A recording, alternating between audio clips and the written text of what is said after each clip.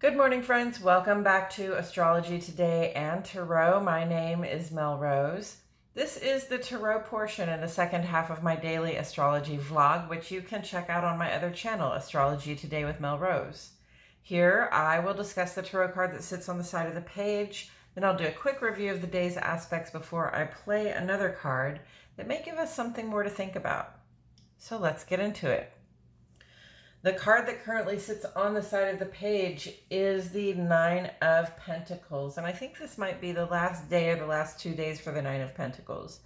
And it's here because it relates astrologically to the second 10 days or the second decan of the sun's transit in the land of Virgo. So Virgo is an earth sign.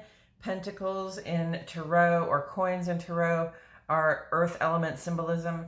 And earth element symbolism is really about the material resources we have, including our bodies and our money and the other materials we can get our hands on, right? And what we're willing to do with them, what kind of work we're willing to do, what we're willing to give in order to achieve some sense of stability and security in our lives and for the people that we like to keep close. So here we come to the Nine of Pentacles, and here we see a person who has put a lot of sweat of the brow labor, a lot of intention, a lot of love and wisdom, and most of all work into building something secure that has value. And in this case, it looks like a garden. You see the ripe fruits on the vine, and the pentacles there look kind of like ripe fruits as well. This person is very well dressed as they stand in their fulfilled garden, you know, having done all the labor. Now all we have to do is sort of pick these fruits and enjoy them. And the relationship that this person has to their bird sort of speaks to the way we can have that inner wisdom that tells us, you know, how to relate to other things in the natural world in a way that helps us help them, that helps us work together with them to bring about the fruition of these goals. So it's a very secure place to be. You see this person kind of standing behind a garden wall with the fruits of their labor all about them. They are finely dressed. So they're in this position now where they don't really have to worry about their needs getting met, and they can actually even have some of the nice things that they would like to have. They can even buy themselves a red hat and a little red hat for their bird as well. And if that's you, I congratulate you and I appreciate you. Thank you so much for being a good example of what can become of the consistency of effort and the dedication and determination that we bring to the desire to build something solid for ourselves and our lives.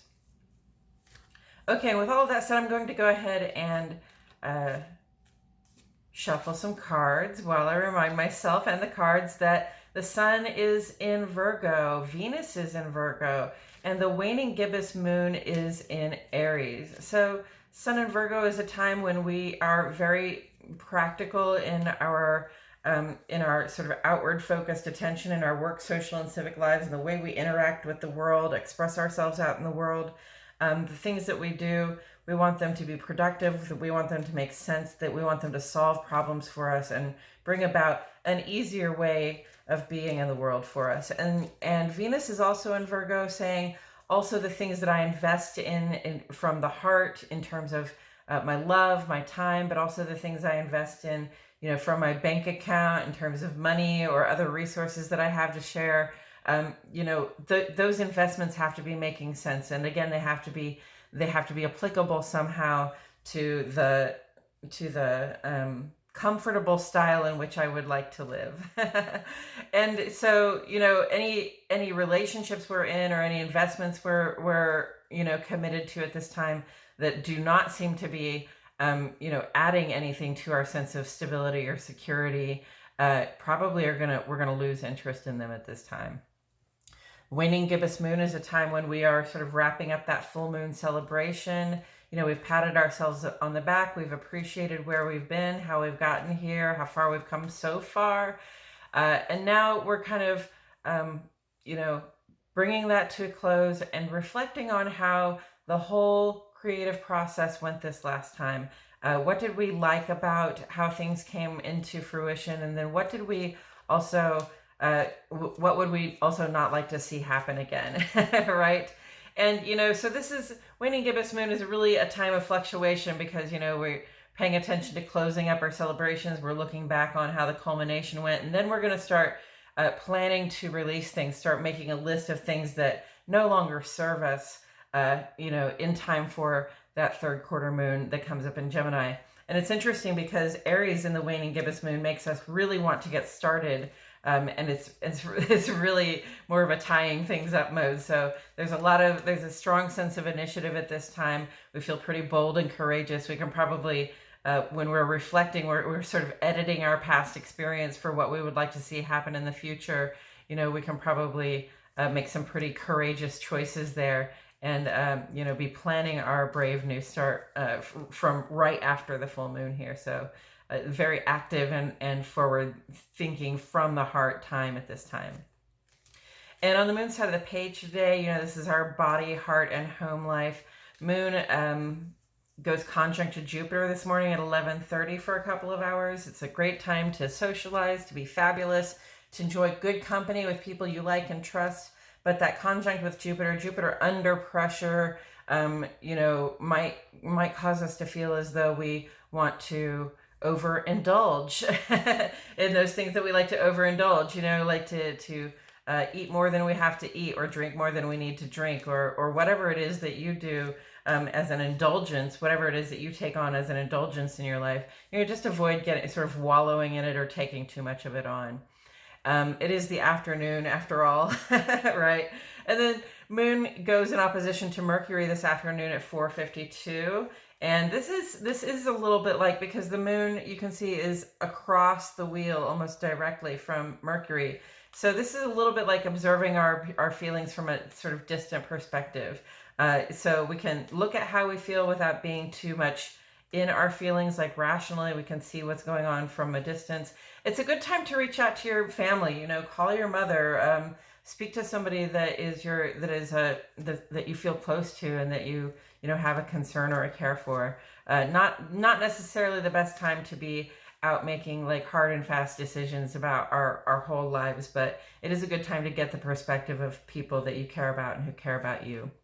And then moon goes sextile to Mars late tonight at 10:56, but if you're up at this time and you happen to be around someone or a group of people that you like and trust, then it's a great time to collaborate and get something great started, okay? It's a good time to take initiative, work together. Cooperation is the key at this hour.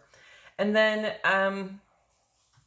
on the sun side of the page, tomorrow morning, early this morning at 8:09, sun goes trine to Uranus, okay? So this is an inventive and independent vibe. We are bored with the ordinary. We are restless to rustle up some action, right? We want to see some positive things. We want to create something new. And I think this is great because, we've been over here talking about how Mercury is in opposition to Jupiter, and we really have been resistant to sort of getting rid of some personal habits and ways of being, ways of talking, ways of thinking that, that have worked for us for a long time, or, we didn't realize they were getting in our way, but now we might realize they're getting in our way. So, Mercury's been in resistance to making those changes, but Mars is over here saying, yeah, it's time to make some changes. You can do it, my friend. Still, because we're trying to get rid of these old, sometimes the guidance I get is to put something good, something positive in the place where the thing I'm trying to get rid of used to be. So when it comes to Sun trine Mercury, this is a great time to sort of invent a good new habit, something that that represents a positive change in your life, and just put it in place, and put it in place in one of those places where you would normally be overindulging in something that also gets in your way of making progress. In the ongoing column over here, Venus is still quincunx to Jupiter. Second warning to avoid overindulgence, okay? with this reminder in the middle that we can create new habits, and rather than overindulging in things that sort of hold us back, if we do overindulge, then we can just create a new habit and put it in that place.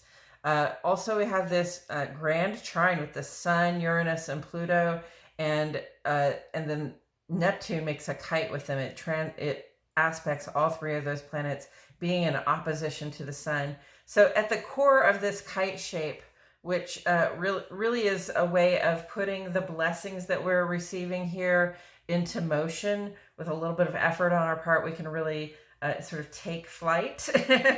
Positive outer life transformation takes flight when we allow ourselves to relax and imagine. That's what that whole shape sort of says. But at the heart of it, Uranus is trying to Pluto here. And this can really bring about some big surprises and changes in our lives, like unexpected, hopefully really delightful changes, because it is trine, but like big unexpected things can happen for us. And so, it's again a good time to be really open to new ideas and outlooks, new approaches to being in the world, inventing new good habits for ourselves, because the Sun's opposition to Neptune sort of reflects this desire to sort of let things be. Not that we are necessarily content or even comfortable, but there's a part of us that doesn't feel like doing the work to bring us closer to our dreams. Like, it just seems like such a long walk over there from the Sun to the Neptune, all the way across the page, right?